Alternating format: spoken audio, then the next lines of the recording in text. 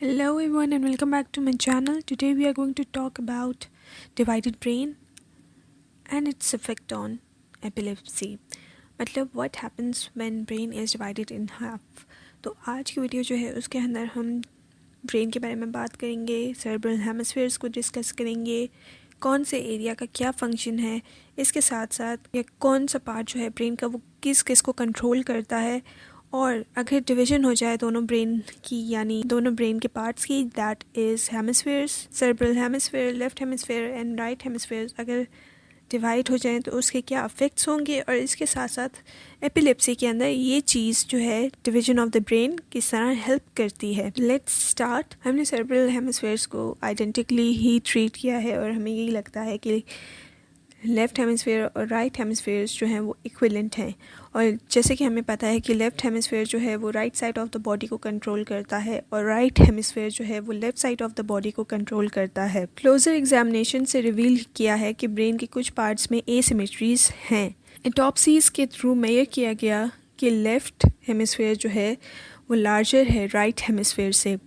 1861 में French anthropologist Paul Broca ने अपने पेशेंट के अंदर एक डैमेज एरिया को देखा, पॉइंट आउट किया, जिसकी वजह से जो कि लेफ़्ट हेमिस्फीयर के लेटरल फिजर के बिल्कुल ऊपर था, और उसकी वजह से उस पेशेंट का स्पीच लॉस का प्रॉब्लम था. तो इस एरिया को ब्रोकाज एरिया कहा जाता है क्योंकि ये जो है वो इन्वॉल्व होता है प्रोडक्शन ऑफ स्पीच साउंड्स के. डिस्ट्रक्शन अगर राइट साइड पे इसी जगह पे हो, दैट इज़ राइट हेमिस्फीयर के लेटरल फिजर की बिल्कुल ऊपर वाली जगह पे अगर डिस्ट्रक्शन हो तो स्पीच इम्पेयरमेंट रिजल्ट नहीं करता.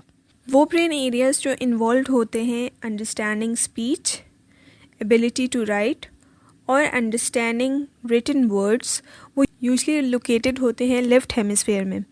वो पर्सन जो सफ़र करता है स्ट्रोक लेफ़्ट हेमिस्फीयर का, वो ज़्यादातर चांसेस उसके होते हैं और ज़्यादातर यही होता है कि लैंग्वेज इम्पेयरमेंट का इशू उस इंडिविजुअल में आए जिसको लेफ़्ट हेमिस्फीयर का स्ट्रोक हो. ये जो होता है ये यूजली ट्रू होता है राइट हैंडेड इंडिविजुअल्स के लिए क्योंकि उनका लेफ़्ट हेमिस्फीयर जो होता है वो डोमिनेंट होता है. वो लोग जो कि लेफ़्ट हैंडेड होते हैं उनके स्पीच सेंटर्स जो होते हैं वो लोकेटेड होते हैं राइट हेमिस्फीयर्स में या फिर डिवाइड होते हैं दोनों में. लेकिन स्टिल जो मेजॉरिटी लैंग्वेज फंक्शंस जो होते हैं वो लेफ़्ट हेमिस्फीयर में होते हैं, सेम जैसे कि राइट हैंडेड इंडिविजुअल्स के होते हैं. नॉर्मल इंडिविजुअल्स के जो हेमिस्फीयर्स जो होते हैं वो जब इंफॉर्मेशन जो है वो लेते हैं तो इंस्टेंटली इमीडिएटली ट्रांसफ़र करते हैं दूसरे हेमिस्फीयर में. लाइक फॉर एग्जांपल अगर लेफ़्ट हेमिस्फीयर जो है वो इंफॉर्मेशन जो है वो लेता है तो वो इमीडिएटली उसको राइट हेमिस्फीयर में सेंड करता है. और ये जो इनकी कम्युनिकेशन हो रही होती है लेफ़्ट और राइट हेमिस्फीयर की, वो हो रही होती है एक ब्रॉड बैंड कनेक्टिंग फाइबर्स से जिसे कॉर्पस कैलोसम कहा जाता है. ये जो है ये एक तरह से कम्युनिकेशन प्रोवाइड करता है ब्रेन के हेमिस्फीयर्स के बीच में, और अगर ये कट जाए तो स्प्लिट ब्रेन कहलाया जाता है. अब एपिलेप्सी के अंदर जो इशू आता है वो ये होता है कि लाइक फॉर एग्जांपल अगर एपिलेप्सी जो है सीजर्स जो हैं वो ब्रेन के एक हेमिस्फीयर के अंदर अकर हो रहा है तो वो due to corpus callosum automatically दूसरे हेमिस्फीयर के अंदर चला जाएगा, जिसकी वजह से अगर फॉर एग्जांपल राइट हेमिस्फीयर के अंदर सीजर हो रहा है तो वो जो है वो ऑटोमेटिकली अफेक्ट कर रहा है left side of the body एक इंडिविजुअल की. लेकिन अगर वही सीजर जो है वो कॉर्पस कैलोसम के थ्रू लेफ़्ट हेमिस्फीयर में जाता है तो वो उससे ऑटोमेटिकली दूसरा side of the body that is right side of the body के जाएगा. तो इस तरह यानी दोनों हेमिस्फीयर्स भी अफेक्ट हो रहे हैं और दोनों पूरा होल बॉडी अफेक्ट हो रहा है.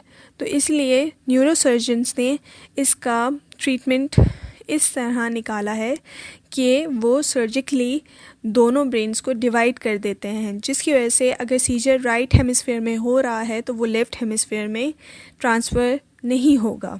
और इसके आफ्टर इफ़ेक्ट्स जो हैं वो कोई डिज़ायरेबल आफ्टर इफ़ेक्ट्स नहीं हैं, बल्कि इंडिविजुअल जो है वो अपने डेली रूटीन के काम आराम से कर सकता है और इसके वजह से डिक्रीज़ होता है सीजर में, और जो सीजर है वो उसी हेमिस्फीयर तक महदूद रहता है और वो दूसरे हेमिस्फीयर में ट्रांसफ़र नहीं होता और दूसरी साइड ऑफ द बॉडी को डैमेज नहीं करता. इसी तरह जब आइज़ जो हैं वो एक फिक्सेटेड पॉइंट के ऊपर फिक्सेट करती हैं तो दोनों आइज़ के लेफ़्ट साइड का जो इमेज है वो राइट हेमिस्फेयर में जाता है और दोनों आइज़ के राइट साइड का इमेज जो है वो लेफ़्ट हेमिस्फेयर में जाता है।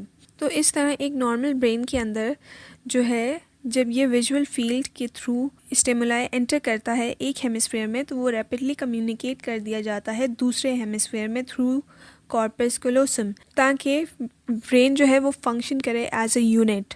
लेकिन अगर वही कॉर्पस कोलोसम जो है वो कट कर दिया गया हो तो वो कम्युनिकेट नहीं कर पाता, क्योंकि वो as a communication broadband use किया जाता है। तो उस सूरत में ब्रेन को स्प्लिट ब्रेन कहा जाता है। अगर हम इनके ऊपर स्प्लिट ब्रेन सब्जेक्ट्स के ऊपर एक्सपेरिमेंट्स की बात करें तो रॉजर स्पेरी ने इसके ऊपर बहुत रिसर्च की, बहुत इस फील्ड में काम किया और उन्हें नोबेल प्राइज़ भी दिया गया 1981 में फॉर हिज रिसर्च।